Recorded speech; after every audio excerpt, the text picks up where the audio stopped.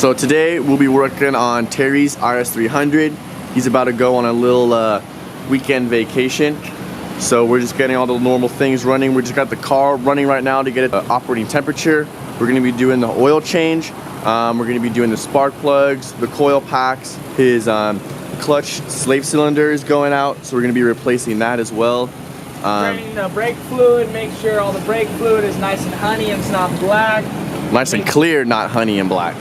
Yeah, make sure the clutch is the same, you know, nice and honey and not black. So there's no heat getting into it, because when you see, as far as your brake fluid and your clutch fluid, when it's starting to discolor, that means that heat's getting to it. So when it starts getting black, that means it's just losing its properties. So you just want to flush all that system out, get new fluids in there. We're gonna go through the VVTi solenoid, the filter, clean all that out. We're gonna check all the fluids, top everything off, make sure she's ready to go for the weekend.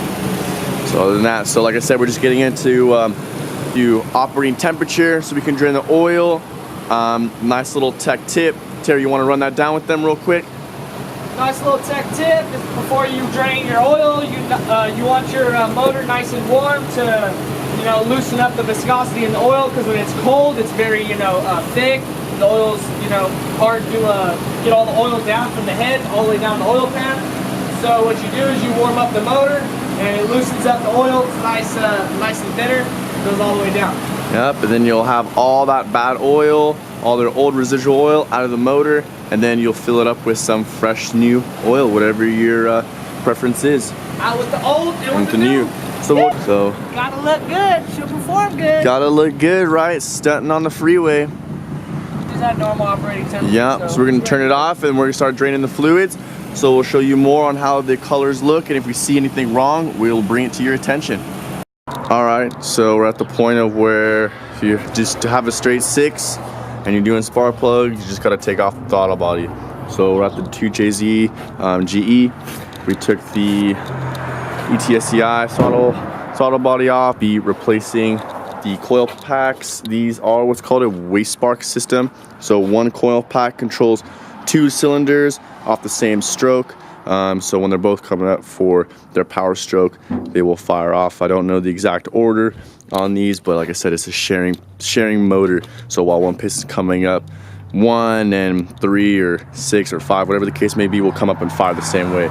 So we're just cleaning the air filter out, any little stuff we see, just cleaning all the little things out, making sure there's no debris inside the valve cover, so when we do the spark plugs, they don't fall in. Looking obviously at the timing belt, this is a brand new timing belt, still good to go. And then last off, we'll just be cleaning off the VVTi solenoid sensor, a bunch of screens in there. So when we do oil changes, we like to clean that out to get all the bad oil out and the new oil flushed in, so your cams will work under Vanos. Other than that, she's good to go. Just a normal. Vanos? Did I say Vanos? Yeah. We're not at the Beamer yet, bro. Oh god, damn straight under 6s. VVTi, baby. VVTi, VTEC, Neo VVL, whatever. You guys know what I mean. Doing so, noticing, like I said, in this game, you have to be observant.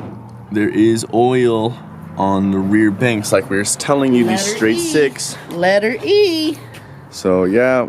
Oil. It said oil on there, which oil is going to be conductive. So when spark pull the spark. It'll pull the spark to the oil instead of going to the spark plug itself. So you're losing conductivity as far as a bang inside your motor, which causes misfire. Which we were having in which bank? 6 and 5. Great. So that's it. So going back to my previous statement as far as the waste spark on this system, 6 and 1 share the same system, but then obviously 2 and then 5 are going to share, and then 3 and 4 look like they're going to share with those kind of parts. So that's what I was saying. They run off the same things. It must have been on the manifold or on the valve cover itself, just getting really hot. Super hot. So next time we'll just be. That's why you always maintain your vehicles, people. Yeah. Even then, number 1. I love my job. So we'll be going through, taking all the coil packs off, cleaning the spark plug galleries so there's no oil in them, and making sure that, yet again, these cars are good to go. Like I said, this is something you have to keep in mind. 2J, 1J, 7Ms, 5Ms, CAs, decays, little stuff that have oil going to your valve cover, to your spark plug covers. You need to watch out for that. So if you do have a misfire in any of your, even VQs, if you have a misfire in any of your cylinders, right off the bat, go and check your spark plugs. See how the spark plug looks. See if you have any oil in there. Simple, stupid. Way easier to change out something like that than to automatically assume, oh, my valves are done, or oh, I have this and that going on. Compression or whatever. Whatever the case may be. So look over all your variables first before, you know, tearing everything down. All right, so we got the channels somewhat moderately clean. So now we feel comfortable to take the spark plugs out, and then once the spark plugs out, we'll clean all around the holes and all that stuff to get all the oil out. But we just blew it all out with the air gun to get all the debris out as much as we could. Yes, we were wearing our safety glasses. So like I said, just cleaning all that out. Use a couple of towels in the meantime, but you can see the buildup that was on the coil packs. And these are on all three of the waste sparks, and then obviously on the individual tips. So we have some brand new ones off to the side. With this chassis, actually, this is gonna get JZ swapped. So that's the next shell. So we have some extra parts laying around with that car. So we're just using it for the daily right now, and we're just pulling the plug out. As you can see, just a little tip. It's just a tad over lean, but like I said, that's just with the car. We know the VVTi sensor isn't working, so it could be something along with that. But other than that, looks like a clean burning plug. Not burning any oil, not dropping any oil, not burning too rich. But you can see, look at all that cake up. A little bit of oil. That was actually, you know, it's conductive, so. So it goes to here instead of the spark plug. So like I said, it could be just ruling out that reason. So we'll just be changing all that out and then moving on to the next. On to the next. Yeah. Spark plugs, so just not two birds out with one stone. Terry's gonna do the VVTi solenoid. So it's just a simple 10mm bolt. Take off the pigtail. Unplug the pigtail. Take off the 10. And she just pulls right on out. Make sure to not get any oil in the timing belt, but like I said, it's filled with a bunch of little screens, so we'll just be cleaning them all out and then just getting it all good to go. It's actually a solenoid that's controlled by oil. So you can see, and that's obviously what's controlling your VVTi. There, I said it right this time. So we'll just be cleaning it up. And then actually, what a lot of people do not know, that there is a filter inside here. So what we do is we get a 19mm, I believe this is.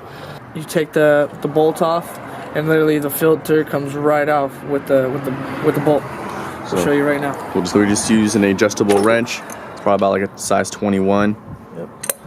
And it's gonna leak a little bit of oil, so if you want, just throw a little bit of rag underneath it, and it'll be good to go. No biggie.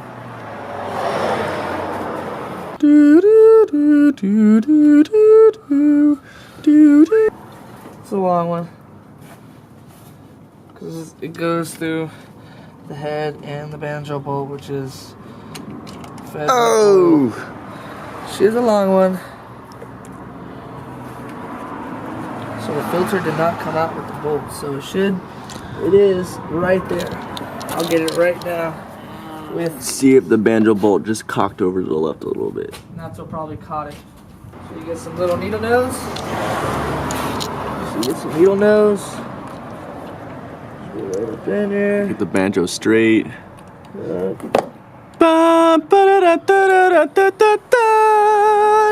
So yeah, we'll just be cleaning that all out. Get some brand new oil in there. Some people say you don't have to do it. We're OGs. We like putting our hands on everything. So we go ahead and change it out, clean it all out. Good to go. Even though people don't say clean it, there's a lot of Let's see if it'll zoom in. I don't know if you guys can see if there's gunk. It has caught, obviously. Yeah. So just a little tech tip. Tech tip. All right, so we're back. The VVTi solenoid, I guess you can say oil screen. That's all cleaned up. We just did it with some brake cleaner, some rags, just constantly just cleaned it out till obviously you can see the screen. And we blew it out so the screen is nice and shiny. You can see right through it, which is what you want. Yes. Woo! So just getting that all cleaned out, and then putting the VVTi solenoid back in, and get all good. Bolt up the 10 that goes right on here. put the pigtail back in, and then finish up the spark plugs and oil packs. And just it's kind of tedious, but you got to do it to get it all cleaned out. So I'm just sitting here with a blue rag and a long flathead, and I'm just sitting there and I'm getting all the galleries in there, making sure they're all nice and clean.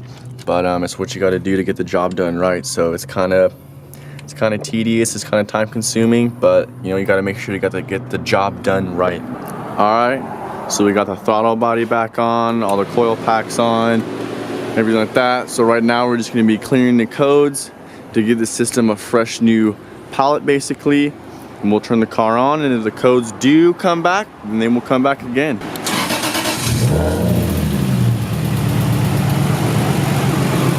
All right, well, we did our part, turns on.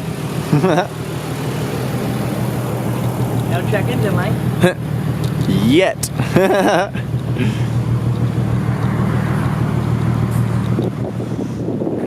So we know it's not really proper to start the car while it's up in the air because the pickup's in the front, but we're just turning it on to see if the code's clear. We still do have to do the clutch slave cylinder and bleed the brakes. So we've had the car on for a couple of minutes now. So far, no check engine lights, but you can see these spark plugs were pretty oiled up as far as on the ends of them. But we got another happy customer, and it's me! whoa, more like happy car. So far, so good. We just got the clutch slave cylinder back on. Off with the old? Off with the crappy, on with the nudie. So she's on there, so we're just gonna get it bled. The process of that is just putting fluid in there. Someone will be under there cracking the line while Terry builds pressure on the pedal to let all the air bubbles come out. Once he does a couple amount of pressures, I will release the bleeder, and then all the fluid will come out, which will have all the air in the system. So we'll be doing that a couple of times, and then that will know that the clutch pedal is nice and firm. Motor's purring. Got all the clutch slave cylinder on. Got all the brake pedals, brake bled. They're still clear. So there's all four of them around. Other than that, this car is good to go. She checks out. Terry's just gonna do a little drive.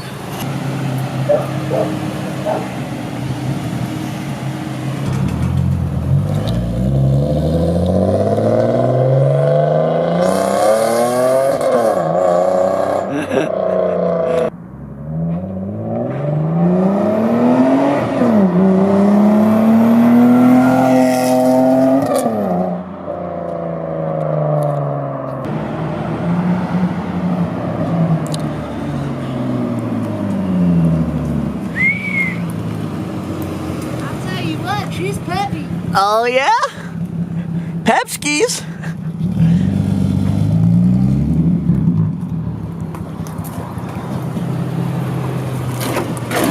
Oh. If it ain't scraping, you ain't low enough.